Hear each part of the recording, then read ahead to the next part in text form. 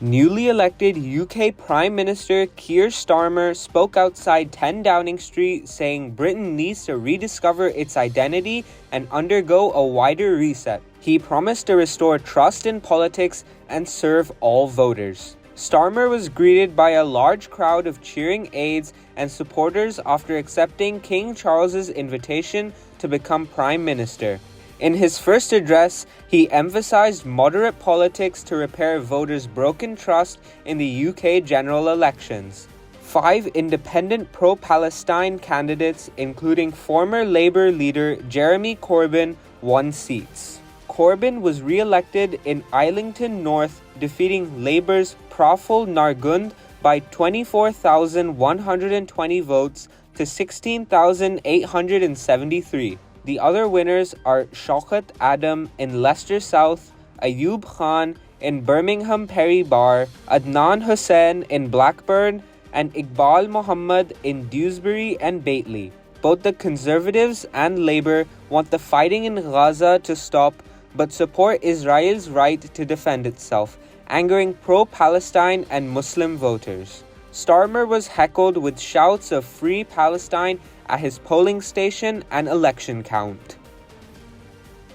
Israeli airstrikes have killed at least 5 Palestinians, including 3 children in northern Gaza's Jabalia and a married couple in the southern city of Khan Yunis. Meanwhile, Israeli ground forces continue their military operation in Gaza City's Shujaa neighborhood, where they claim to have killed about 100 Palestinians. In a related development, Israeli officials are cautiously optimistic as ceasefire talks on Gaza are revived, though key issues remain outstanding for both Israel and Hamas, according to Al Jazeera. Amid reports of a potential breakthrough following Hamas's latest response to a ceasefire proposal, Israeli Mossad spy chief David Barnea has departed for Doha. Barnea is leading a negotiating delegation to meet with Qatar's Prime Minister before the start of talks, sources tell Al Jazeera. Since October 7th, at least 38,011 people have been killed and 87,445 wounded in Israel's war on Gaza. In Tehran, both Masoud Pezeshkian and Saeed Jalili have cast their votes in the presidential runoff. In the first round on June 28th, Pezeshkian led with approximately 42.5%, while Jalili followed with around 38.7%. This election was moved up due to President Raisi's death in a helicopter crash on May 19th. It follows the March parliamentary election and the May runoff, both of which saw low voter turnout. Out of over 61 million eligible voters, about 2.4 million Iranians voted on June 28th. The results were Masoud Pezeshkian with 10.4 million votes, Saeed Jalili with 9.5 million, Mohammad Bagher Ghalibaf with 3.4 million, and Mustafa Por Mohammadi with just over 206,000. Saeed Jalili, who previously ran for president in 2013 and supported Raisi in 2021, managed Iran's nuclear file from 2007 to 2013 and remains on the Supreme National Security Council and the Expectancy Council. Masoud Pezeshkian, a heart surgeon, has been in parliament since 2008 and was a deputy speaker from 2016 to 2020. He is backed by reformists and moderates. All candidates support Supreme Leader Ayatollah Ali Khamenei but differ in their policy approaches. Conservatives like Jalili favor limited foreign influence and focus on regional ties, while Pezeshkian is likely to pursue better relationships with the West to lift sanctions.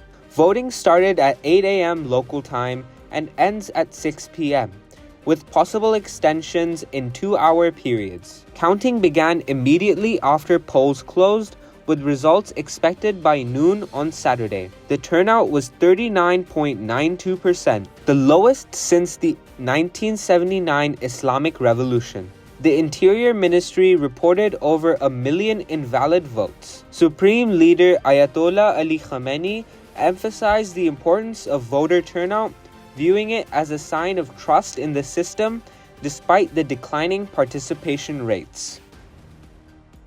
NEPRA will hold a public hearing on July 8th to discuss a 5.72 rupees per unit electricity tariff hike impacting all 𝐒𝐭𝐨𝐫𝐢 distribution companies and K-Electric.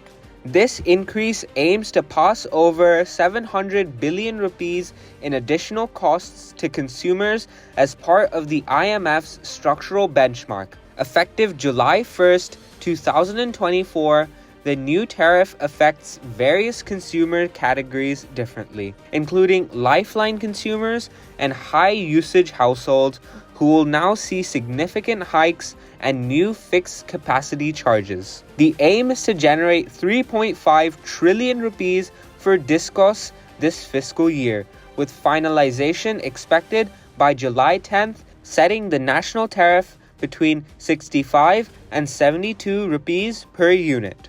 Meanwhile, milk producers have raised prices by 18% due to increased GST. For example, Ulper milk now costs 360 rupees per liter, up from 295 in June. Flour millers plan similar price hikes of 5.5 to 9 rupees per kg following new taxation measures affecting fillers and non-fillers, causing disruptions in the FMCG sector. Retailers argue against tax collection responsibilities, warning of supply chain disruptions and reduced production. The Pakistan Flour Mills Association warns of further price hikes without prompt government action.